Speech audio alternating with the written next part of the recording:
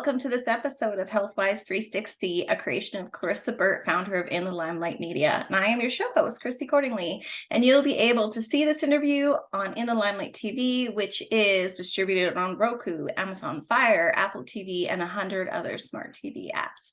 The audio version of this interview can be heard wherever you listen to your podcasts. And today I am thrilled to be interviewing Jodi Wellman. She was a leading authority on living lives worth living. As a speaker and facilitator, she helps her clients live squander-free lives while they're lucky enough to still be above ground, while cleverly beginning with the big end in mind. She named her business 4,000 Mondays because it shines a light on the finite number of weeks we have to live like we mean it. Jodi holds a master's of applied positive psychology from the University of Pennsylvania, where she is also an assistant instructor. As a certified coach with over 25 years of corporate leadership experience, she helps executives, teams, and high performers work well and live even better. Welcome to the show, Jodi. Oh, thank you for the warm welcome. Excited to be here. I'm really excited to have you as well. I love that you energize people into living by talking about death. So tell us, it's amazing to me. So what is memento mori? Remembering that we must die, of course, and how can it make our lives better? Yeah. Okay. Happy to expand on it. Yeah. Because it is a little ironic, right? Like if I'm talking about memento mori, remembering we're going to die, that sounds a little bit like a let's all curl up and like try to go to sleep kind of podcast, but it's not, right? This is intended to very much be. Unfortunately, there's research out there that supports this, that when we do tune in with intention around this idea that, you know, it's like this is not news to anybody, that obviously we're all temporary. But when we really do actively remember that we are going to die, what it does is it jolts us out of the complacent sort of a situation we get ourselves into, right? Because we take our lives for granted. We slip into autopilot. All of a sudden, one day becomes the next, and we become these highly functioning zombies, which is normal for most of us to do. I don't mean to be poking at, I do the same thing. But when you stop and recognize the scarcity of the time that we have, that's the very thing that can jolt us back into action and start living with more of a sense of urgency and priority. Mm-hmm. Yeah. And you sort of already touched on this, so I wanted to ask, because sometimes, when you have someone who's high energy and very excited about their message, you start to wonder, were they born that way? And you sort of mentioned that even you fall into complacency. So has this been a natural state for you to live with purpose and energy, or is this something that you had to personally overcome yourself? What a good question. It is a kind of combo. So, topically, I've always had a sort of interest in something morbid, never overly gothic per se growing up, but just enough of this is bizarre and weird that we all try so hard and work so hard and live, and yet poof, it's going to go away. That just, of course, it'll never not be absurd to me. So I've always had that sort of fascination that the human condition, right? And the more I've studied it, the more sort of credence it has created around the fact that, okay, this is maybe a little more worth delving into. So that gave me the confidence to look at it. But I, like many people, like many coaches, they'll end up working on the area they need help in. Like I need constant reminding to kind of get back on track and live with more vitality and meaning. Like I am a homebody. I'm more of an introvert. I am very interested in lives worth living. That's why I've studied positive psychology now for a living. Mm-hmm. But like I have tendencies that are very, like my default setting is kind of on the couch, which is not really where a lot of life is lived. You know what I'm saying? Like Netflix is great, but it's not a real life, And so I am very much my own kind of client, right? Where I'm consistently saying, oh, right, I got to practice what I preach. So I do that all the time. Yeah. Absolutely. There comes a point where you look at your couch, you go, I better start sitting on the other side once in a while so the patterns match again, right? So it's funny you say it, because behind me is a couch, and today I thought, I'm going to need to flip the couch maybe this thing, or how am I going to work this? Because you're right. This is our default setting. So funny. Oh my God. Thank you for sharing that so honestly. So what are the best ways to undead our lives? How do we take that back? How do we take the death away and bring joy and life and purpose and meaning and get off the couch? Yes. How do we do it? Okay. So I look at it like I have a few separate steps, right? So one is the idea of diagnosing the dead zones. And it's the old idea, like, the positive psychology background in me is very much still a proponent of do more of the stuff that lights you up. Like, of course, identify the things that make you feel energized and alive and full of fun and that sense of verve and joie de vivre, and do more of it. That's great. But I got to be honest, like, that's great. But sometimes we have to actually pick at the scab, to be gross. We have to actually stop and say, where in my life am I feeling like I'm kind of flatlining? What part of my life? It'd be my social life. It could be your work. It's usually work. It could be your family, friend. It could be your health.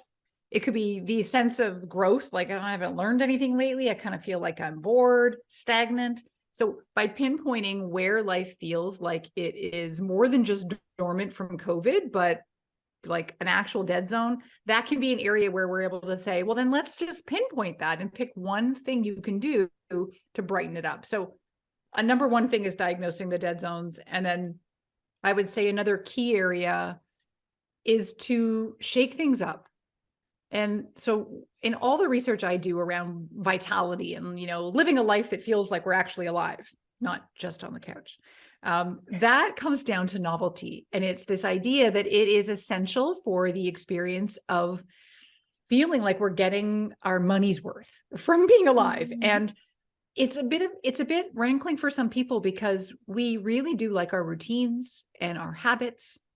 And sometimes habits can serve us very well until they don't, right? Like until they take over, and then we become these autopilot zombies again. And that's where all of a sudden, when you have that sense that, wait a minute, it's already the 22nd of the month, like where'd the month go? Oh, there's an indication more than average that, oh, you might be in too much of a routine and you need to shake it up and do a different route to work, or try a different meal, or try a different workout, or watch okay, fine. If we're going to be on the couch, then let's at least use that to our advantage. Watch a totally different kind of documentary than you normally would, just to expose yourself to some new line of thinking, a new experience. So diagnose the dead zones and shake stuff up where you can.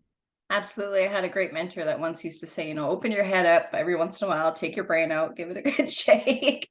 And I think that's absolutely true, because we just get stuck in these routines, and all of a sudden we look back and we're like, oh my goodness, that was a lot of time spent in that area. Well, exactly. Yeah. I love your mentor's metaphor, because I look at it sometimes like a snow globe, like we have to do the thing, and then wherever the particles will land, like it's just enough of a jostle. And I will say that we underestimate the impact.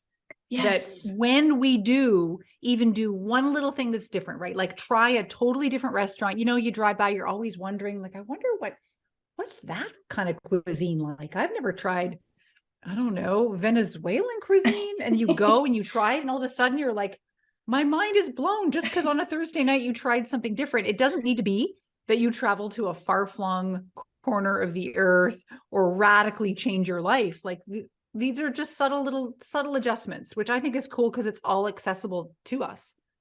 Yeah, I read a book once called The Plateau Effect, and that's exactly what it was. It was about, you need a variable, because in some way, some shape or form, but they said just what you said. I think we do think it has to be some major thing. Like, I need to completely cut off all my hair. I need to travel to the end of the world. I need to do crazy things. But often it's something small, daily, something tiny, but makes this ripple effect in our lives of joy and like wonder and excitement, and leads us to new things. Oh, we're speaking the same language, because so much of what I do in any of my keynotes or workshops, I end with the idea of, like, what one small thing do you want to do that can then create a ripple effect, or the snowball effect. I'm very much into the snow and snow globes. Maybe I'm respecting that you've got snow on the ground. We've been to Canada, right? So. Right. I get you. That the impact that seems seemingly innocuous, or like, who cares? What's the difference?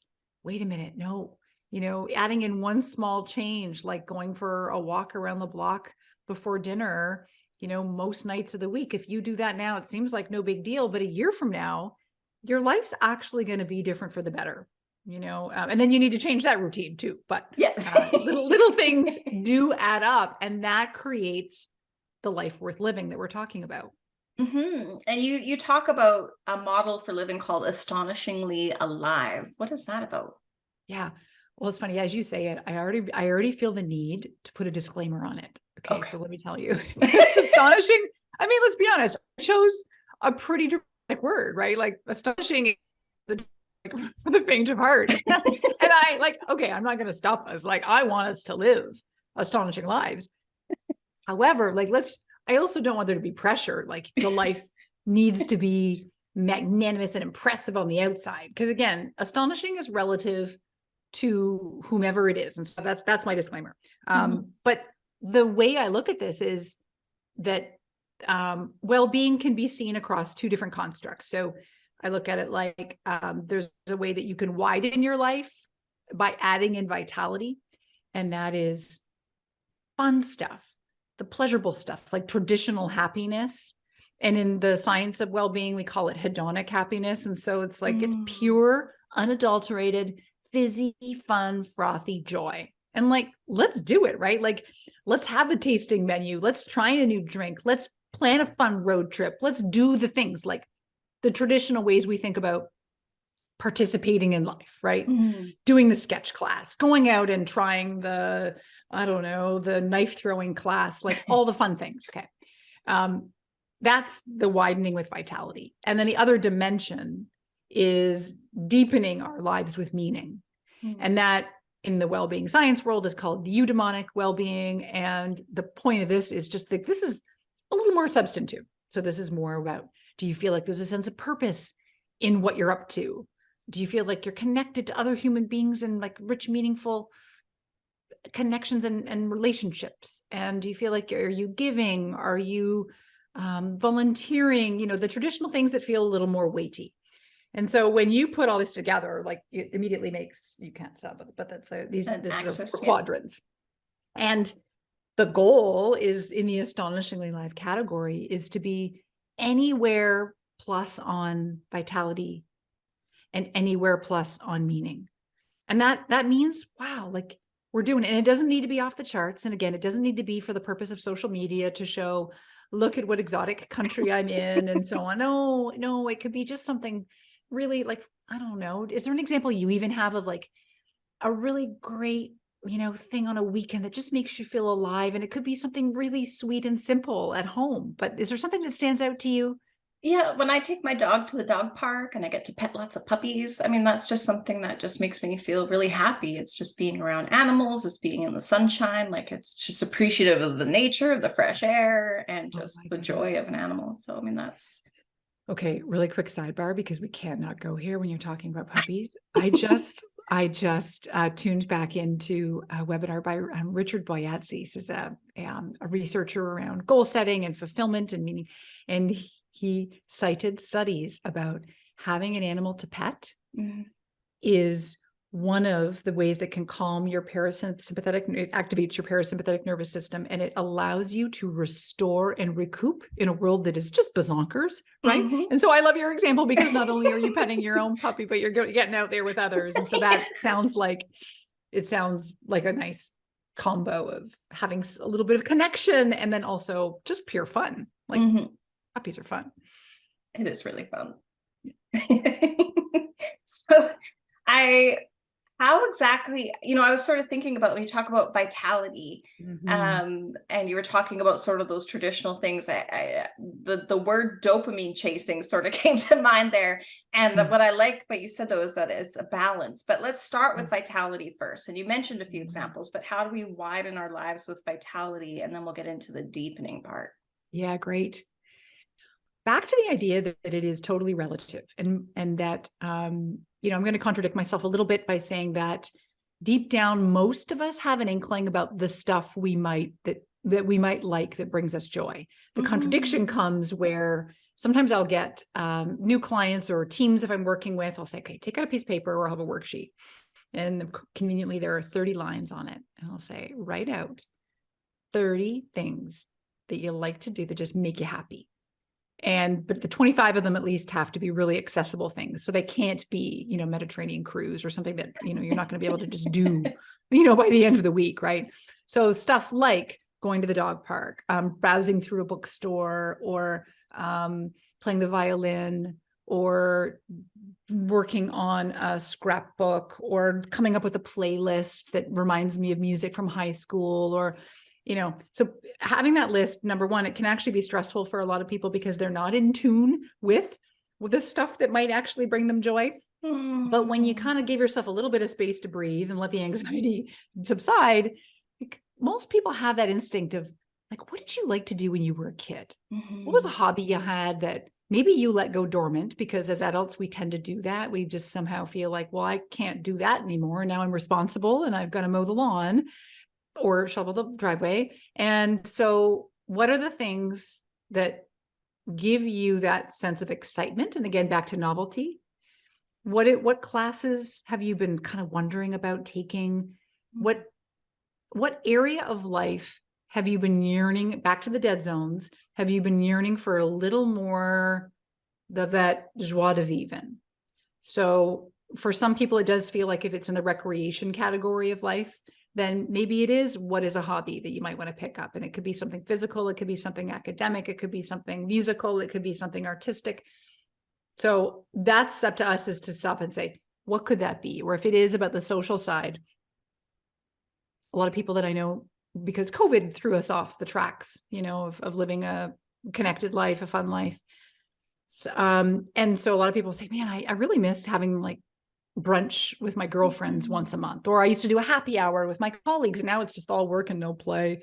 And so what about the fun that used to be just, again, pure silly joy about getting connected and having a potluck, or having a silly dinner where you get together and, or you do a fun wine tasting, like to see which bottle is worth $70, which bottle is worth $7, all those little fun, silly things. So go back to diagnosing where you feel flat, but also go back to that instinct you have about, I used to love to do XYZ. That's a clue to pick that up again. And that will add more vitality and width to life.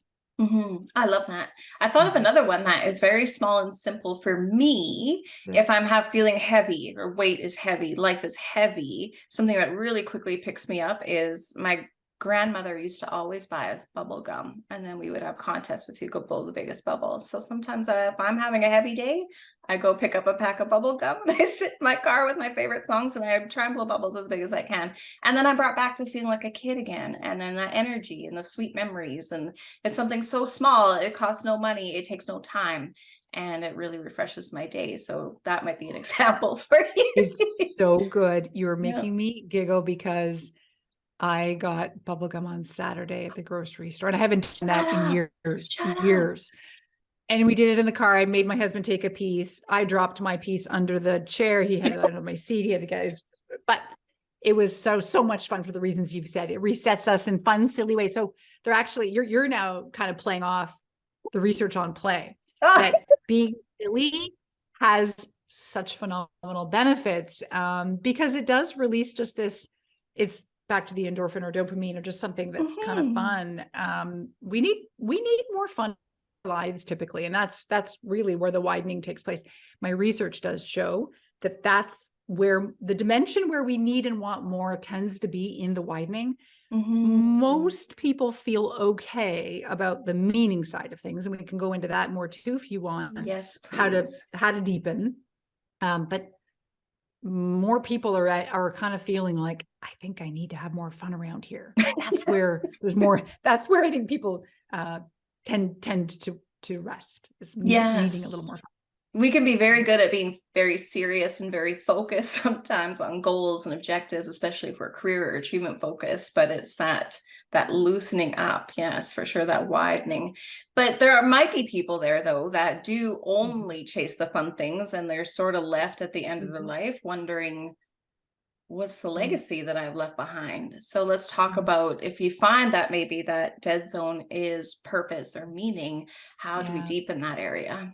Yeah, it is such a great question. And you did just remind me about the theories and research around how, as we do age, of course, our needs change, right? So like when we're younger, we're interested in learning and novelty and fun and excitement more than as we age. It is a little bit more about the richness of the relationships and back to meaning. So, so it's just more of a natural evolution, if you will. Mhm. And the ways in which people can find more of a sense of meaning. Examples could include going back to the dead zones. If it feels like the social side might be lacking, or the family side, it's that how to consciously plan your calendar so you devote more time to the people who matter in your life. Because we get swept up. I do, like work, and sometimes I whistle while I work, but at the end of the day, but what's left? And so it means consciously saying, if you have that thing, I really want to go visit my friend in BC. But if you've been saying that now, even pre-COVID, post-COVID, it's like, it's not going to just book itself. You have to actually stop and make the time to do it. And then you go and you have the trip and you feel so reconnected. And yeah, you're going to have fun too. So you're going to get some widening going on. That's great. But the connection to other people is indisputably one of the heaviest hitters in the well-being world, is the connection, the quality of our connections to other people. And so that's typically for many people a category. For many people, they might diagnose the dead zone of spirituality might be really lacking, or maybe they've lost touch with their version of their God or their religion, or just some source or sense that something's bigger than themselves, and that might need reconnecting. And I work with a lot of people who will identify that and say, I really want to get into meditation so I can become more mindful of that and discover what's possible for me in the spiritual realm. Mhm. And that's time well spent for those folks. For some, it is volunteering. For some, it is, for me, I love the idea of, I get a charge out of planning a kind of cool random act of kindness. Mm. And I get because I get to be creative with it. I put together a little gifty package, and then I'll strategize how to somehow have it be random. And then I peek, and I'm the oddball in the park, like waiting for the person to find this thing on the park bench. It's actually quite strange. But,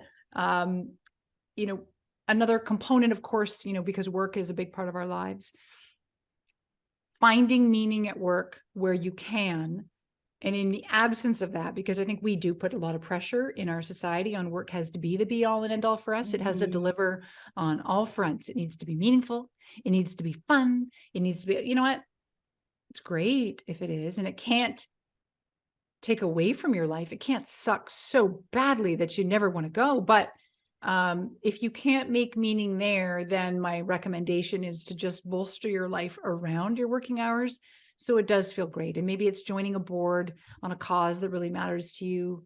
Maybe it is, again, redefining your purpose. And like for me, I have some purpose around work for sure, but it feels one-dimensional if it's just that. And so I have to stop and go, well, wait, another big purpose I have is that I want to be a great daughter to my dad, so identifying those things and then really stopping, going, well, okay, but if I actually, what does it mean to be a good daughter? So I have to go visit him. Right. And then you book the trip. So more intention is what we're coming down to, really, is being more intentional and planning it. Yes, live a discerning life, really, is really what it boils down to. So what do we have to learn from people who have woken up to life? What have you seen from the people and your clients and the people around you that have gone, yes, I get it now, and I have made this shift, and I feel astonishingly alive? What do we learn from them? Yeah. Several lessons is that it is easier than we think to make the shifts. And so again, it doesn't need to be radical life change. That intimidates us out of the gates, and we won't do it. Yeah. But if we look and we go, wait a minute, there's a woman I work with who she identified, she really just finds it joyful to spend time with her orchids. So she started spending more time, and she identified, I love it. I feel so at peace when I take my dog for a walk by the water. So she started doing more of those two things, and it shifted her outlook on how she saw the life she was living. And all we're really doing is just living in like 5, 15, 20-minute increments of life, these moments that we have. So why not rig it?